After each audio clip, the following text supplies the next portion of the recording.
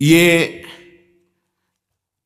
8 बातें भगवत भक्त अपने जीवन में जांच ले कि है कि नहीं है, अगर ना हो तो धारण कर ले। पहला है, संत महापुरुष आपके जीवन में है कि नहीं, ये जांच करनी है। देखा है हमने, अगर किसी संत को आदर्श मानकर आप नहीं चल रहे हो तो दिमाग को खसकते हुए देखा, खसक गया है दिमाग। वो मनमानी आचरण केवल सिद्ध बनने के लिए कर रहे हैं। उनके आचरण ऐसे कि भोले भाले लोग ये समझे कि ये तो सिद्ध है। और जानते हो सिद्ध किसे कहते हैं? ब्रह्म भूता प्रसन्नात्मा न सोचति न कांक्षति समः सर्वेषु भूतेषु मद भक्तिम लभते पराम निर्माण मोहाजित संग दोषा अध्यात्म नित्या विनिवृत्त कामा द्वंद्व विमुक्ता सुख दुख संगई गच्छन्त मूढ़ा। ये स्थिति आनी चाहिए। पूरा कोरा जैसे नाटक मंच पर नाटक किया जाता है ना, पूरा दिखाई देता है, पूरा नाटक। क्यों? क्योंकि कोई डांटने वाला नहीं है, कोई आदर्श नहीं है महापुरुष जीवन में। जो मन में आवे सो बोलो, जो मन आवे सो नाटक करो, तो 100 200 500 लोग भोले भाले जिनको ककहरा नहीं आता परमार्थ का, वो कह देते मेरे भगवान, मेरे सिद्ध योगी, मेरे महापुरुष मिटिया मेट कर देते हैं। बात तो तब समझ में आवे जब रसिक जन पास करे, गुरुजन पास कर दे। अपने मन से कुछ नहीं होता, जिसे महापुरुष पास कर दे वही होता है। संत महापुरुष कहे ठीक चल रहे हो, ठीक है, या वो मौन स्वीकृति दे दे, ठीक है। अपने मन से सिद्ध बनने पर सिद्ध थोड़ी कोई हो जाता है। जीवन में तुम्हारे संत हैं कि नहीं, बस इतनी बात देखो।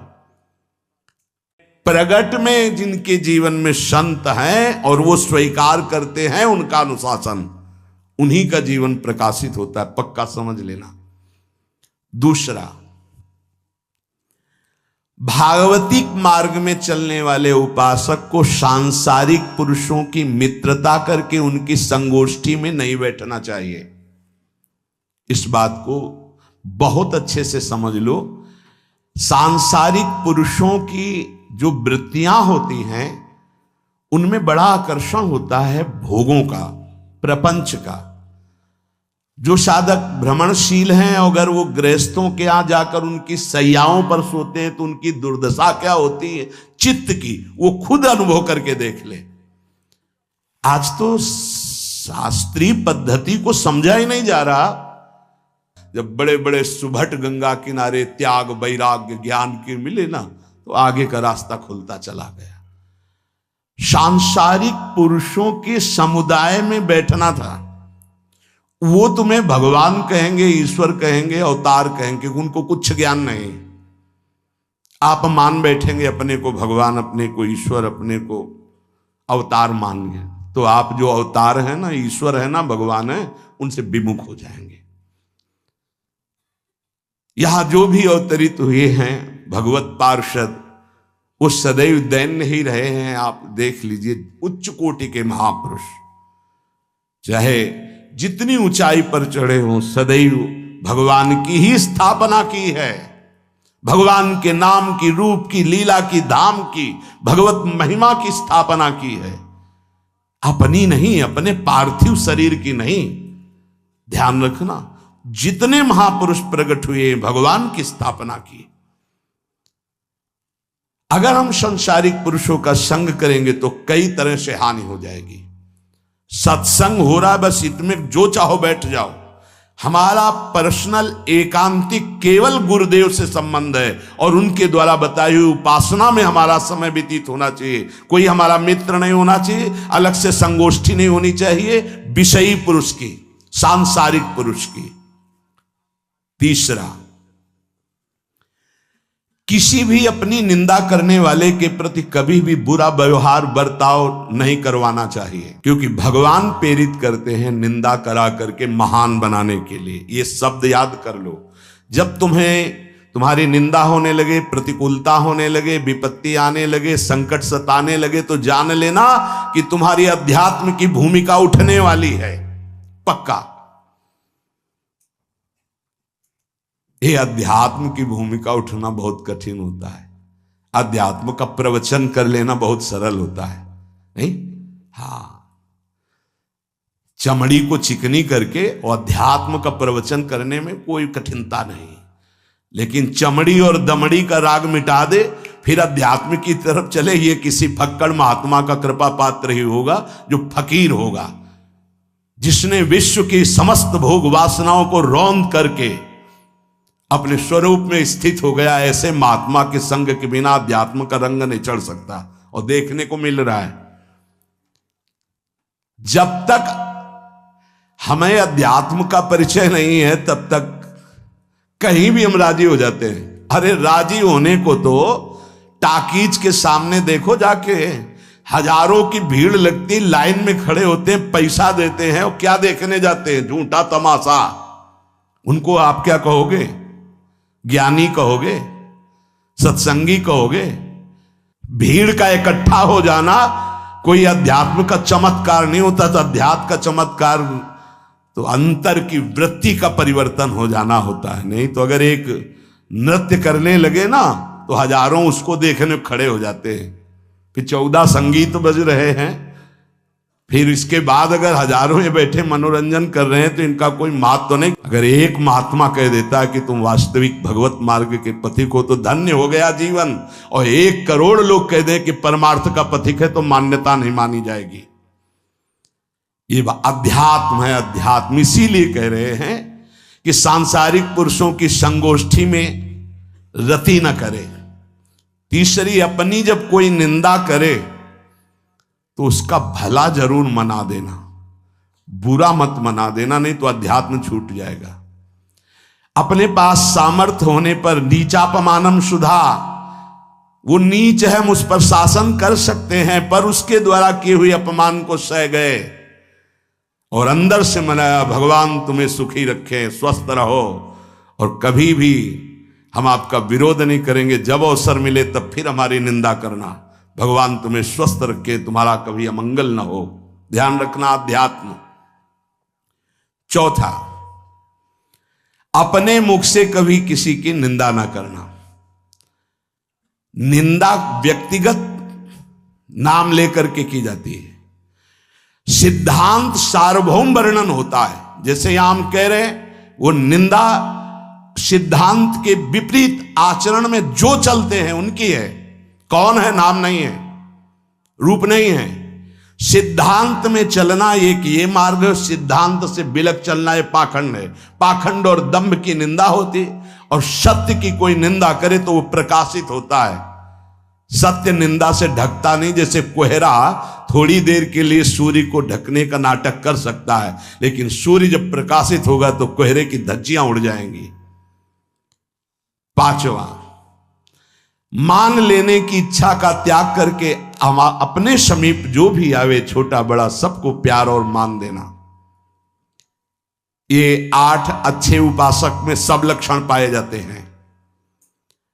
दूसरों को मान देने का स्वभाव रखना, चाहे छोटा बच्चा ही क्यों न हो।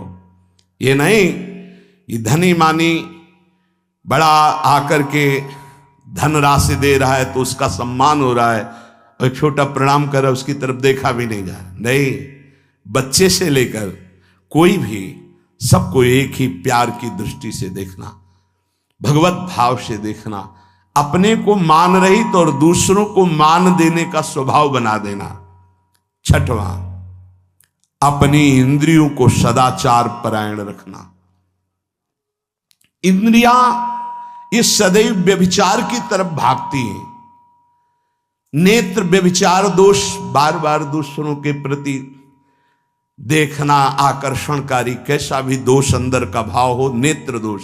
दूसरों की बातें सुनना, श्रवणेन्द्रिय दोष। वाणी से दूसरों की चर्चा करना, वाणी, ऐसे हर इंद्रिय अपने व्यभिचार में जाना चाहती है। सदाचार परायण उपासक होता है। कल की बात है, कल चिंतन हो रहा था श्रीमद् भगवत गीता जी का, अगर उपासक में सदाचार इंद्रियों की पवित्रता नहीं है तो ढकोसला किसी वह कुछ नहीं रहेगा। ये अच्छे से समझ लो। इंद्रियों का विलास चल खुला दिखाई देता है, खुला एक दृष्टि होती है उसमें दिखाई देता है। अंतर में ब्रह्म बैठा हुआ शांत मौन है और ये समझ नहीं पा रहा, केवल नाटक पे लगा हुआ है। अपना मन अपनी इंद्रियां यदि संयम में नहीं है, सदाचार में नहीं है तो ढकोसला ही है, आडंबर ही है, नाटक ही है। पक्का समझ लीजिए। अगर वो संयमी नहीं है, जितेंद्रीय नहीं है, मनोनिग्रही नहीं, तो अध्यात्म क्या है? क्या प्रवचन हो रहा है? किस बात का प्रवचन हो रहा है? जो अनुभव हुआ उसका हो रहा है, शास्त्र सम्मत हो रहा है। जितेंद्रियता नहीं, इंद्रिय निग्रह नहीं, मनोनिग्रह नहीं। छठवां सदाचार परायण, अर्थात इंद्रिय और मन शास्त्राज्ञा के अनुसार चले। जिसका इंद्रिय मनोनिग्रह युक्त समय व्यतीत होता है भगवत चिंतन में, वो महापुरुष है। अभी वर्तमान में ही है, चिंता मत करो, स्थिति जागृत होने में देर नहीं। बंद रखो अपनी खिड़कियों को, कहीं माया की हवा ना घुस जाए। सच्ची सच्ची तुम में बहुत सामर्थ्य है, जागो। अगर झुक गए तो रौंद दिए जाओगे। एक एक बात अच्छे से समझ लो। मुस्कुरा के, प्रेम व्यवहार दिखा के, अपनापन करके फिर तुमको अधीन किया जाएगा। माया भगवती बहुत बलवती है। ऐसे करके फिर ऐसे प्रहार करती है, क्योंकि साधक बहुत प्रवीण है। ऐसे में अपने को बचा लेगा, लेकिन ऐसे में बचाना बहुत कठिन होता है। हमारी बात को समझ लेना, ऐसे में बचाना बहुत कठिन होता है, बहुत कठिन होता है। समर्पण का मिश, सेवा का मिश, अपनापन का मिश। हमारी इंद्री, हमारा मन बहुत धोखेबाज है। हमें कोई धोखा नहीं दे सकता। ये हमारा मन, हमारी इंद्रियां हमको धोखा देती है। साधु, साधक, परमार्थ पथिक, भक्त इस बात से परम सावधान। सदाचार और सरलता, संयम के साथ हमारा समय व्यतीत होना चाहिए। किसी के गवाही की जरूरत नहीं है, किसी के प्रमाण की जरूरत नहीं। आप खुद अपने हृदय की भूमिका को नाप लीजिएगा। कितनी ऊंचाई पर चढ़ रहे हो आपको खुद अनुभव में समझ में आ जाएगा। जो इंद्रियों का गुलाम, मन के द्वारा भ्रष्ट आचरण करने वाला है, वो कुछ भी हो, कोई भी हो, कहीं भी हो, दुर्गति शब्द से ही संबंध है। जीते जी दुर्गति, फिर फांसी ऐसी लगे तेषम दुख न हो। सच्ची मानना, जब गलत हो जाता है आचरण, तो अपना मन अपने को कहता है नष्ट कर दो, ये जीवन किस काम का। होश में हमारे शब्दों को ध्यान से सुनना। जब इतना गलत हो जाता है तो अपना चेहरा अपने को पसंद नहीं आता, और अपना जीवन अपने को पसंद नहीं आता, और अपने अंदर से मन कहने लगता है नष्ट कर दो इस शरीर को। फिर वो जो आगे की लीलाएं होती, अच्छा ऐसा हुआ, फांसी लगा ली, जहर खा लिया, ये कर लिया, वो कर लिया। वो इन्हीं इंद्रिय और मन की फिसलन को नहीं सह पाया। अच्छा, किसी महापुरुष का शासन नहीं था, नहीं, उस चूक में भी बचत हो जाती है। एक बहुत बड़े महापुरुष के समीप रहने वाले से चूक हो गई, तो उन्होंने अपने आसन के पास आसन लगवाया। सब साधुकों ने कहा कि बहुत बदनामी होगी, क्योंकि आपका नाम आगे है और वो आपके आश्रित है, ऐसा है किसी महापुरुष के। उन्होंने कहा तुम क्या समझते हो, बाया है, चूक हो गई, अब इसको कभी चूक नहीं होगी ऐसा बना देंगे, कभी त्रुटि नहीं होगी, इसको ऐसा बना देंगे। और वो फिर ब्रह्मावर्त बिठूर में रहे, और बहुत अच्छे महात्मा हैं, अब भी हैं। अगर संत का शासन है और आपसे चूक भी हो जाती है तो ऐसा बना देंगे कि दोबारा चूक नहीं होगी। पर इंद्रिय और मन को छूट देकर मनमानी आचरण करने वाला कभी साधक नहीं हो सकता, पक्का। और आप सच्ची मानना, आपकी एक बार इंद्रिय मन छूट हो गई तो जिंदगी भर दबे रहोगे, दहाड़ने लायक नहीं रहोगे। माया तुम्हारे को सदैव कोसती रहेगी, तुम्हारा हृदय जलता रहेगा। ऐसा कैसे हो गया, ऐसा कैसे हो गया। जब ऊंचाई की तरफ सोचोगे तो सामने वो अगर प्रायश्चित करके मिटा दिया है तो बात है, नहीं तो वो कर्म सामने आ जाएगा। लगेगा नहीं हम इसी ऊंचाई लायक नहीं है, नहीं हम इस ऊंचाई लायक। आपसे प्रार्थना कर रहे, अगर चूक हो गई हो तो उसको मिटा दो, नहीं आगे बढ़ने में बाधा पहुंचा देगा। अपने गुरुजनों से सलाह करके उसका प्रायश्चित कर लेना चाहिए। अगर गुरुजन कर दे जाओ कुछ नहीं तो कुछ नहीं, खत्म खेल, वो निपटा देंगे, वो करुणामय है, उनमें बड़ी सामर्थ्य है। पर छठवां सूत्र, सदाचार संयम जितेंद्रियता मनोनिग्रह साधक में होना ही चाहिए। जो साधक एकांत में मनोरंजन करके अपने जीवन को नष्ट कर रहे हैं, अच्छा होता गृहस्थ धर्म में रहते, बाल बच्चे पैदा करके मेहनत करके धर्म पूर्वक कमाते और समाज की सेवा करते। यदि अखंड ब्रह्मचारी वैराग्य मार्ग के पथिक हो तो चूक ना होने पावे, प्रार्थना करते हैं। इंद्रियों को शिथिल ना होने देना, मन को शिथिल मत होने देना, नहीं तो ऐसा बंधन ये बांध देते हैं कि बड़े बड़ों को सर झुकाकर चलना पड़ता है, रौंद देती है माया। ध्यान रखना, सर उठाने लायक नहीं रह जाता। अगर इंद्रिय जन्य भोगों का आकर्षण नष्ट कर दे तो अपना मन अपने को जलाता रहता, धिक्कार देता रहता। कैसे हो गया ऐसे? तो कैसे हो गया? कीन हो इसकबहू अभिमाना, सुख हो वंचा कृपा निधाना। कहीं अभिमान हो गया कि मैं ब्रह्मचारी हूं, मैं जितेंद्री हूं, मैं मनोनिग्रही हूं, तो ठाकुर जी ने दाना फेंक दिया, देख भला मनोनिग्रही है तो मत चुन। लेकिन कृपा पात्र साधक पुनः अपने आप को सावधान करके सदाचार में ही स्थित रहे। आज सदाचार को समझा ही नहीं जा रहा कि सदाचार है क्या। सातवां, किसी भी पद को साधक कभी स्वीकार न करे। समाज में बड़े पद मिलते हैं, यहां भगवत प्राप्ति की वार्ता हो रही। किसी भी पद, किसी भी सम्मान को स्वीकार न करें। ये सब उपाधियां हैं, अगर उपाधियां स्वीकार की तो उपद्रव शुरू हो जाएंगे। कोई उपाधि स्वीकार न करो तो इतने महान बन जाओगे कि पूरे विश्व में तुम ही होगे। ये भी बात याद कर लो, कोई भी छोटी मोटी उपाधि स्वीकार की तो उस महान को नहीं प्राप्त कर पाओगे। विश्व में तुम ही होगे, या तो ज्ञान में तो एक तुमसे बड़ा कोई है नहीं, और अगर भक्ति में तो तुमसे छोटा कोई नहीं, तो विश्व में तुम ही तो हुए ना।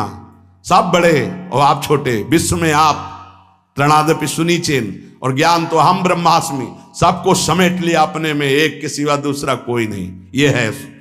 यह है उपाधि रहित महापुरुष की स्थिति। कोई उपाधि स्वीकार न।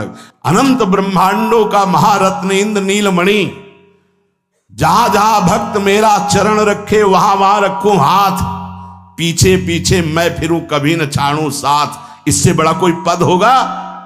निरपेक्षम मुनिम शांतम निर्वैरम समदर्शनम अनुब्रजाम्य हम नित्यम पूये यत्यंगुरेणु भी। जिसकी चरण रज लेने के लिए परब्रह्म परमात्मा पीछे डोलता है, वो है ये पद। जब कोई पद नहीं स्वीकार करता तो ये पद प्राप्त होता है। इसलिए सातवां, किसी भी उपाधि को, पद को साधक कभी स्वीकार न करे।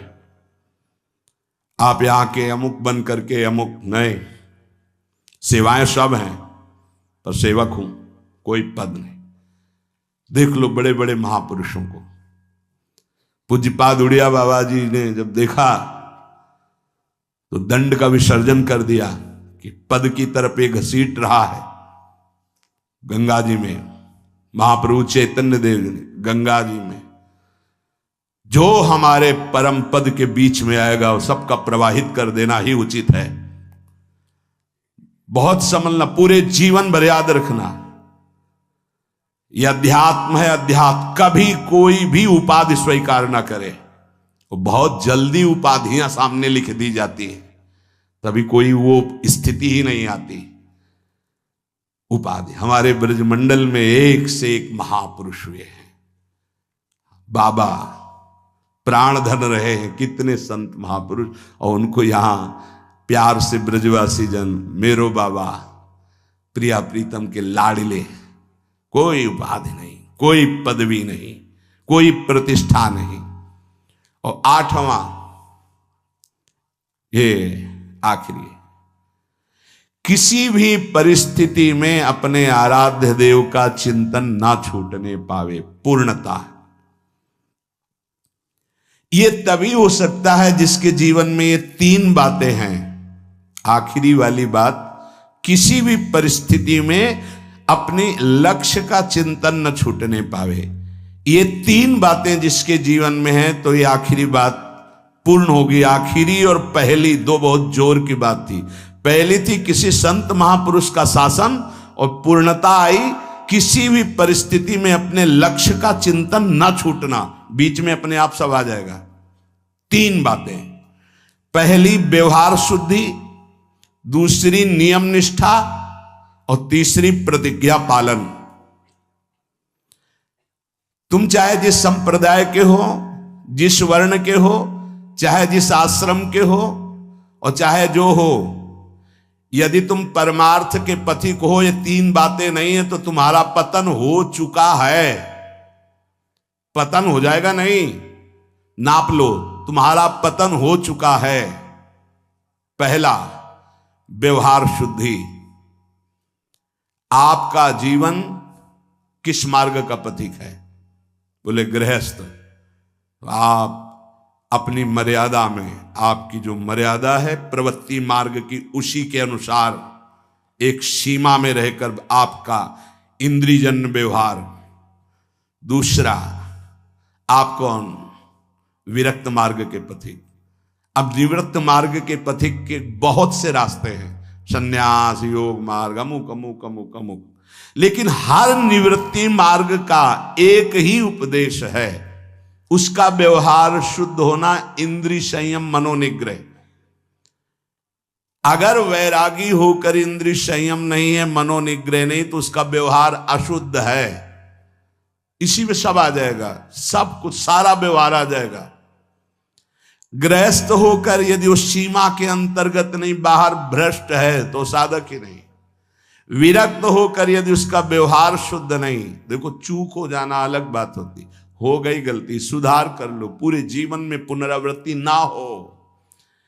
हमारी आखिरी श्वास तक भगवत प्राप्ति का रास्ता शास्त्र देता है। अगर आपसे चूक हो गई, अभी तक समय बर्बाद हो गया, अब सुधार लो, अब बना लो। बहुत बड़ी फिसलन माया की है। अगर आपको समझ में आ गया कि अब हमें सुधरना चाहिए, आज से सुधर जाओ, आज से भगवत प्राप्ति हो जाएगी।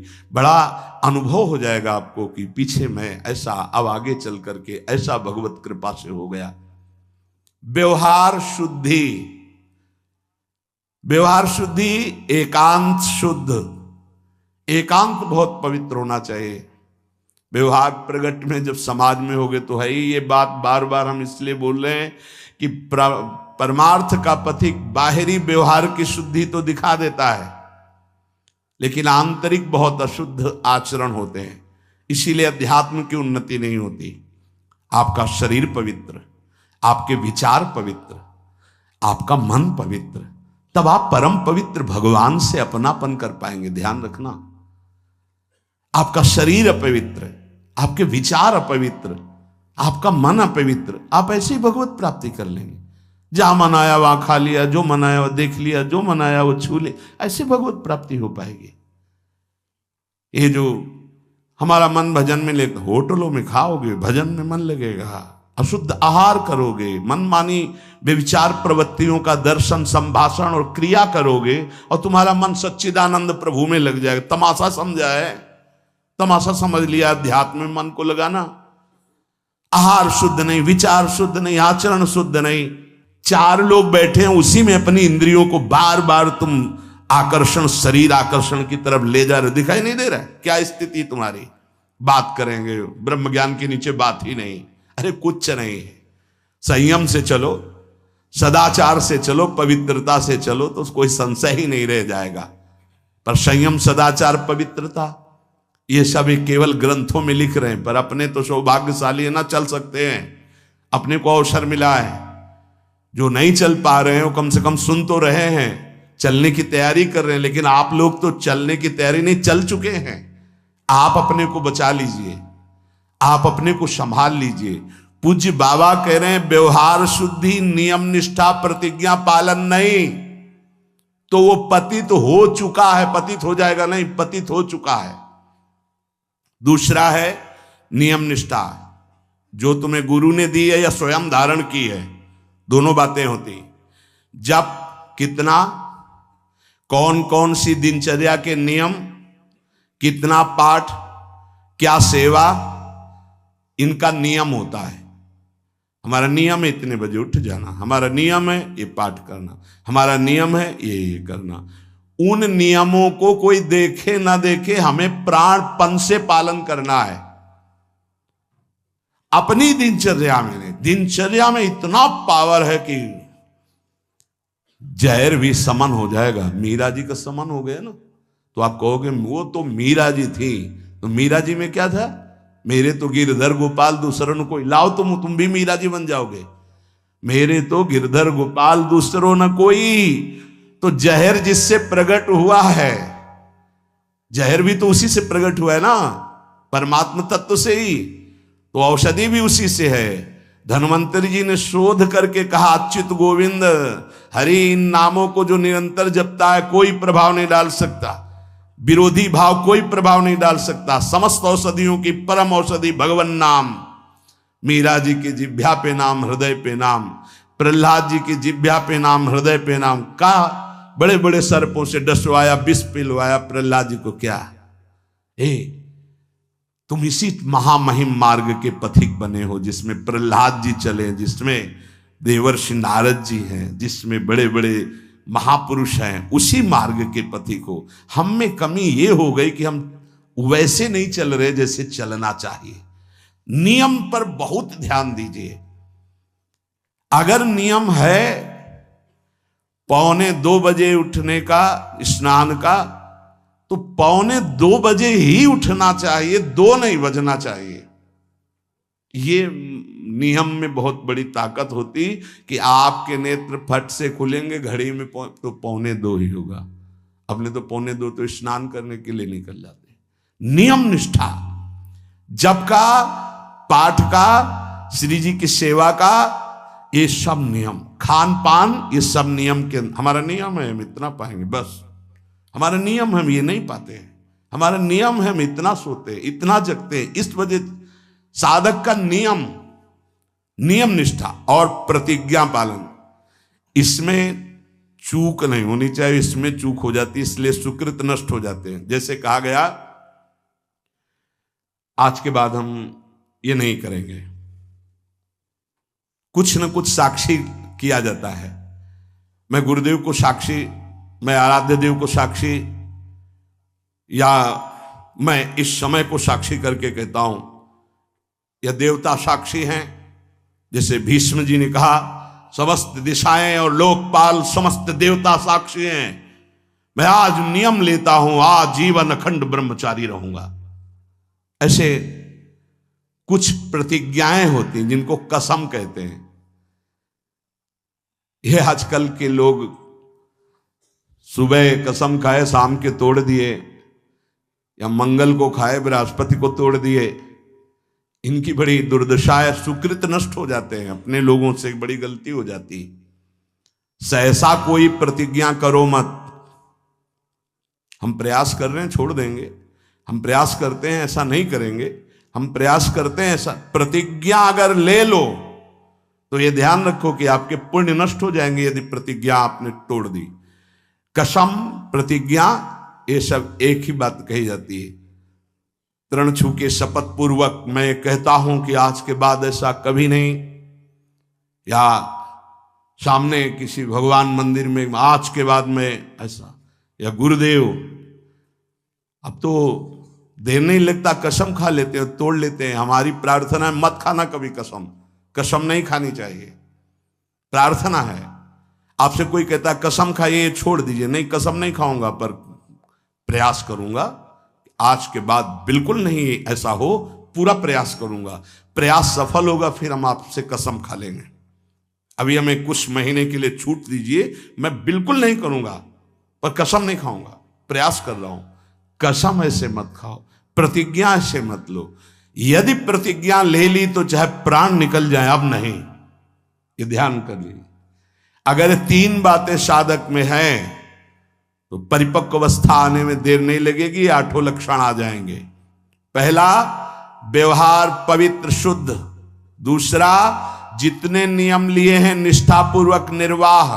तीसरा, प्रतिज्ञा करिए मत, और कर ली प्रतिज्ञा तो जीवन चाहे नष्ट हो जाए प्रतिज्ञा नहीं टूटेगी। जैसे ये प्रतिज्ञा ही है वैराग्य भेष, इसमें कसम खाई नहीं जाती, स्वाभाविक कसम है। अब देख लो इसके निर्वाह का क्या जीवन होता है। ये हर समय हमको याद दिलाता रहता है कि तुम बैरागी हो, विषयी नहीं हो, तुम महात्मा हो, साधारण जीवात्मा नहीं हो, तुम भगवत मार्ग के पथिक हो, तुम सांसारिक मार्ग के नहीं हो। अब बस इस एक प्रतिज्ञा का पालन कर लो, भगवान मिल जाएंगे। ये हर समय उपदेश देता रहता है। जब भगवावस्था धारण कराया गया था तो यही कहा गया था, जब सन्यास वेश, ध्यान रखना ये काषाय वस्त्र की मर्यादा को रखना। ये वेश है, ये पवित्र वेश है, ये त्रिभुवन पावन करने वाला वेश है। इसको समझते रहना, ये हर समय तुम्हें जागृत रखेगा कि तुम किस मार्ग के पथिक हो।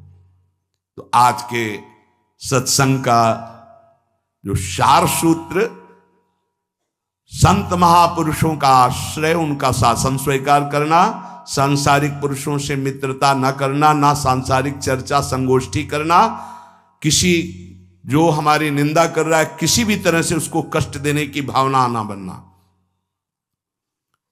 अपनी वाणी से कभी किसी की निंदा न करना,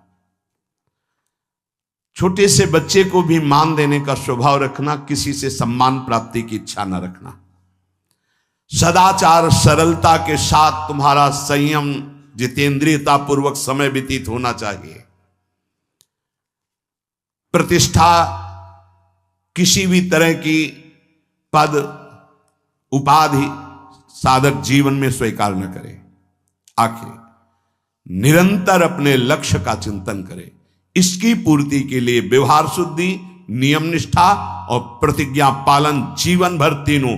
अगर ये तीनों कहीं भी फिसल रहे तो तुम पतित हो चुके हो। तभी पतित हुआ पुरुष कभी प्रतिज्ञा का पालन नहीं कर पाता, पतित हुआ पुरुष कभी नियम निष्ठा में नहीं चल सकता, पक्की दिनचर्या नहीं हो सकती।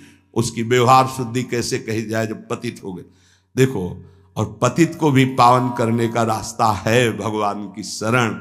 अब भी आपके पास चांस है, आप अपने को भगवत प्राप्त महापुरुष बना सकते हैं, आप अपना जीवन परम कल्याण कर सकते हैं, आप जीवन मुक्त हो सकते हैं। इसलिए सच्चे अच्छे पवित्र आचरण करो और नाम जप करो, प्रभु सब संभाल लेंगे, सब भूल मिटाने, सब पाप आचरण नष्ट करने की सामर्थ्य हमारे प्रभु में। अभी तक जो हुआ वो हुआ, अब हम अपने को इस गुलामी से मुक्त करें। काम क्रोध लोभ मोह मद मत्सर ये हमारे को बार बार जलन अशांति क्लेश दे रहे।